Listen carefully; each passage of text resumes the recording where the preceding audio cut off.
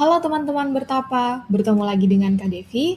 Nah, sekarang kita akan membahas soal biologi SIMAK UI 2022. Oke, langsung kita mulai aja. Di sini ada soalnya. Pembelahan sel paru-paru menghasilkan sel haploid. Sebab pembelahan sel paru-paru menghasilkan kromosom yang berbeda dengan sel inang. Nah, sebelum kita menjawab, kita harus tahu dulu nih. Pada makhluk hidup tingkat tinggi, sel itu terbagi menjadi dua. Ada yang namanya sel somatik atau sering juga dikenal dengan sel tubuh.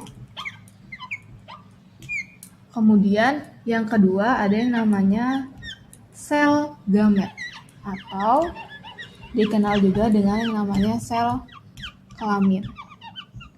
Nah, kedua sel ini memiliki mekanisme pembelahan yang berbeda. Sel somatik akan melakukan pembelahan secara mitosis. Sedangkan sel gamet akan melakukan pembelahan secara meiosis. Nah, bedanya apa sih pembelahan mitosis dan meiosis ini? Untuk pembelahan mitosis, sel anakannya akan bersifat diploid. Sifatnya diploid. Dan kromosom sama dengan induk. Jadi dia mirip dengan induknya, dia identik. Sedangkan yang meiosis atau sel gamet, pembelahannya sifat sel anakan akan bersifat haploid. Kromosomnya kalau tadi mitosis sama, di meiosis kromosomnya berbeda.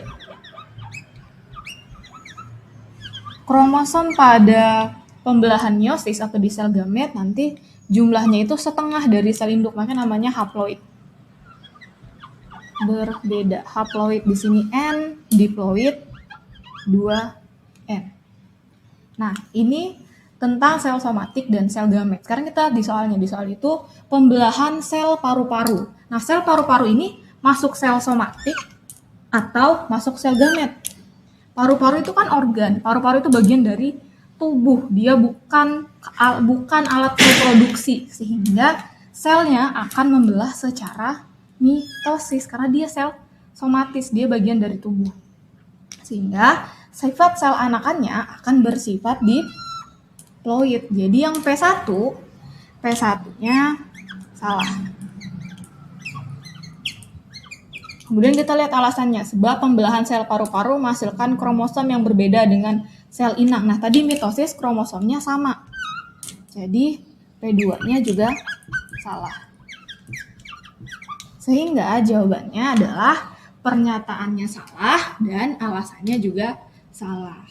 Nah, itu tadi penjelasan soal kali ini.